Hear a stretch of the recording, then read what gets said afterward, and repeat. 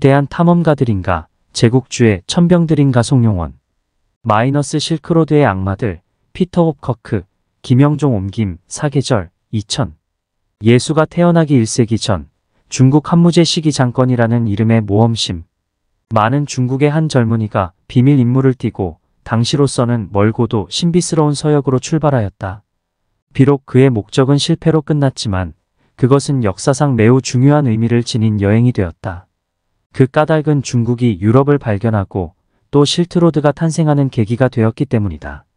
이 위대한 여행가는 황제로부터 대단히 명예로운 벼슬을 하사받고 세상을 떠났는데 그는 중국에서 유럽으로 향하는 길을 처음으로 개척한 셈이었고 이는 당시 두 강대국인 중국과 로마를 잇는 결과를 낳았다. 마이너스 실크로드의 악마들, 피터 홉커크 1장. 실크로드의 성쇠. 도낭 막고굴은 중국 서쪽 장안을 지나 고비 사막과 타클라마칸 사막 사이에 있는 천불동으로 유명한데 중국 문화의 다양성을 꽃피운 45세기 56국 시대에 서역으로부터 불교를 받아들인 북위, 전진 등의 저, 강, 선비족 소수민족 정권부터 혼혈 정권인 당나라 시대까지 이어지며 수많은 석고를 만들어 왔다고 한다. 역시 소수민족들의 활발한 교류와 문화적 유연성으로 동서문화가 접목되는 지점이다. 또한 제국의 역사가 끼어들지 않을 수 없는데 이 당시의 제국은 자본주의 최고의 단계론인 제국주의론 1916 로서의 국가독점 자본주의가 경쟁적으로 식민지 쟁탈을 시작하던 그 시기의 특정 체제였다. 도낭 막고굴에서 수많은 고문서가 발견되었다는 소문은 북방의 차르 제국 러시아가 제일 먼저 들었고 지질학자 오브루체프를 보내 도낭 고문서를 발견한 중국인 왕원록 도사를 통해 일부 입수하지만 그 가치를 몰랐다. 지질학자이니 당연히 몰랐을 것인데 당시 식민지 영토 확장이 주목표인 제국주의 국가들이 세계 지도의 구체적 확정을 위해 지리학자, 지질학자, 지도 제작자를 오지로 파견했기 때문이다. 중앙아시아 타클라마칸 사막 탐험의 선구자는 스웨덴 출신 지리학자 스벤 헤딘이다. 1899년에 헤딘은 중국 고대 국경도시였다가 이민족에게 넘어간 도시 누란을 최초로 발견한 유럽 최초의 제국주의 탐험가였다. 고대 불교 유적과 당시 사람들의 기록 등 소중한 유물들을 발견했음은 물론이고 왜소한 체구에도 결코 굴하지 않고 가차없이 탐험에 도전하는 불굴의 의지는 과연 최고였다고 칭송받지만 정치적으로는 결국 독일 제국주의 편에 선 제국주의자였다. 스벤 헤딘은 유럽 제국주의 탐험가의 시조다. 일찍이 헝가리 지리학자 로치 라요시한테서 도낭의 장관에 대한 이야기를 들은 스타인은 그곳을 발굴하거나 걸작의 벽화를 뜯어올 계획이 없었던 당시에도 거기에 가보는 것이 오랫동안의 꿈이었다. 마이너스 실크로드의 악마들 12장. 도낭 마이너스 숨겨진 고대의 서구. 이제 제국주의 국가들은 지리학자들을 철수시켰고 동양학자들을 파견한다. 독일의 폰 르코크, 영국의 오렐 스타인이 대표적인데 아주 우연한 계기로 도낭에 먼저 들어간 사람은 스타인이다. 헝가리 출신 동양학자 스타인은 헝가리어, 영어, 독어, 불어는 물론 고대 그리스어와 라틴어, 산스크리트어에 능했으나 정작 중국어를 몰라 왕도사와 도낭 고문서를 거래하는데 어려움을 겪었다고 한다. 그래도 수차례 원정을 통해 많은 고문서를 영국으로 가져갔는데 헝가리 출신인 스타인의 조상이 흉노를 연상시키는 훈족이라 동방에 대한 동경이 있었다고도 도한다. 촛불 하나만을 밝힌 채 스타인이 필사본을 가져감으로써 생긴 비좁은 공간에 쪼그리고 앉아 펠리오는 먼지투성이의 꾸러미들을 뒤지면서 길고 숨막히는 3주일이란 시간을 보냈다. 처음 열흘간은 하루에 거의 1000개의 두루마리를 공략했다. 그는 자신을 경주용차와 같은 속도로 달리는 서지학자라고 비유했다. 마이너스 실크로드의 악마들 13장. 펠리오 마이너스 품위 있게 적을 만드는 기술.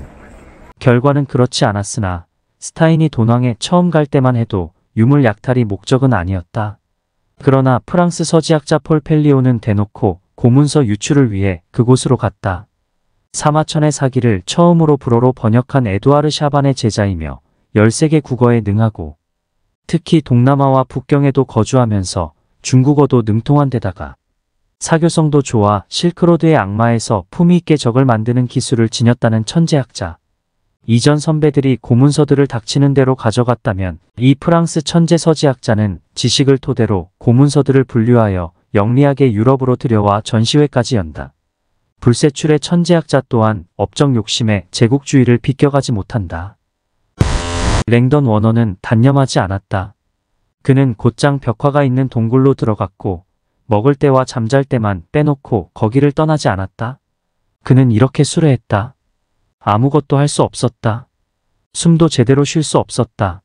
이것들을 처음 본 순간 내가 왜 대양과 두 대륙을 건너고 또 몇 달 동안을 수레 옆에서 지친 몸을 끌고 걸어왔는가를 단번에 깨달을 수 있었다. 연대를 비정하고 교수들의 기존 이론을 보기 좋게 논박하고 미술사의 영향들을 발견하기 위해 온 내가 그저 두 손을 호주머니에 쑤셔 넣은 채 석굴 사원의 한복판에 서서 생각을 가다듬어 보려고 애쓰는 것이 고작이었다. 마이너스 실크로드의 악마들 15장. 랭던 워너가 위협에 도전하다. 펠리오가 왕도사를 속여 몇 차례 수탈해 간 다음 미국에서는 동양미술사학자 랭던 워너가 온다. 그는 영화 인디애나 존스의 모티브가 된 탐험가로 하버드 대학 박물관 소속이었다. 그가 목숨 걸고 도난까지 온 이유는 불교 벽화와 조상들을 훔쳐가기 위해서였다. 불굴의 이 미국인은 고대 예술품들을 닥치는 대로 미국으로 반출했다. 결국 워너는 중국 정부로부터 추방되었고 폴 펠리오와 합동 약탈 작전까지 계획하는 등 여러 번의 시도에도 불구하고 다시는 중국에 발을 들이지 못한다. 영화의 존스 박사와는 달리 정의나 양심 따위와는 거리가 먼 인물이다. 모두 세 차례에 걸쳐 탐험대를 파견한 오탄이 백작은 정토진종 본파의 정신적 지도자였다. 부친의 죽음으로 물려받은 종파의 지도자로 취임하기 위해 귀국할 때까지 그는 장시간 유럽 등지를 여행하며 보냈다. 그는 영국 왕립지리학회의 회원이었다. 종무를 맡은 후에도 그는 계속해서 자기가 중앙아시아에 파견한 탐험대들의 사진과 간략한 기사를 학회에 보냈다.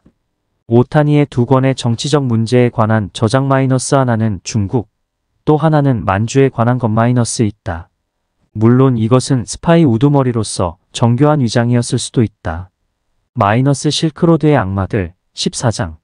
실크로드의 스파이들. 랭던 워너의 약탈 이후 중국 정부는 도낭을 봉쇄하고 중국 화가 장대천, 상서홍, 조선 출신 화가 한락연 등이 도낭벽화 보존을 위해 본격적으로 나서는데 1900년대 초반에 독일과 영국 등 유럽 제국주의가 거세게 밀려올 때 타클라마칸 주변에 정체모를 일본 스파이들이 암약하고 있었다. 이들 스파이들의 대장은 오타니 고지이.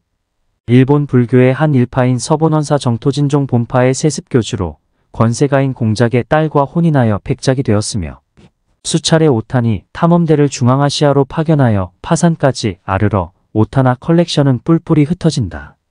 학자도 아닌 다치바나 즈이초라는 젊은 승려를 탐험대장으로 한 원정은 유럽 제국주의자들의 눈에 신비롭고 의아했을 것이며 결국 피터 홉커크는 실크로드의 악마들에서 일본 오탄이 탐험대를 실크로드의 스파이들이라고 규정한다. 동양을 배척하는 서양 제국주의자의 시각일 수도 있겠으나 일본 제국주의의 아시아 공략을 위한 첩자질은 명확해 보인다. 유럽 제국주의들은 악마였고 일본 제국주의는 스파이에 불과했다. 1920세기에 유럽 제국주의가 탐험가들을 파견했다면 고대에는 중국의 한나라의 탐험가 장건이 있었고 당나라의 현장법사가 있었으며 우리 신라 승려 해초가 있었다. 장건은 한무제에게 서역의 문화와 흉노의 기마력에 맞서는 천마의 군사력을 전했고 현장은 서유기의 삼장법사로서 불교 경전 원본을 전하면서 오렐스타인이 가장 존경하는 탐험가였으며 신라의 해초는 왕오천 축국전으로 중국의 승려들을 거꾸려뜨렸다. 피터 홉커크는 서양 탐험가들의 흥미로운 기록의 제목을 실크로드의 악마들이라 지었다. 그러나 이는 동양인의 입장에서 부른 악마들 포런 데벌즈를 번역한 것일 뿐 제국주의의 악마성을 이야기하지는 않는다. 만약 서양의 약탈이 없었으면 과연 방치되어 있던 그 유물들이 제대로 보존되었을 것인가라는 의문은 역사의 가정이라는 부질없는 전제를 깔고 있으니 만일 박정희 아니었으면 우리 경제가 이만큼 발전했을까 같은 하나마나한 질문에 불과하다. 선구적 탐험가들과 학자들의 불굴의 정신과 신비한 행적은 매우 흥미롭다. 그러나 결국 식민지 분할전쟁 과정에서 문화약탈이라는 20세기 초 국가독점 자본주의로서 제국주의지 악마성만이 짙게 남는 것은 어쩔 수 없다.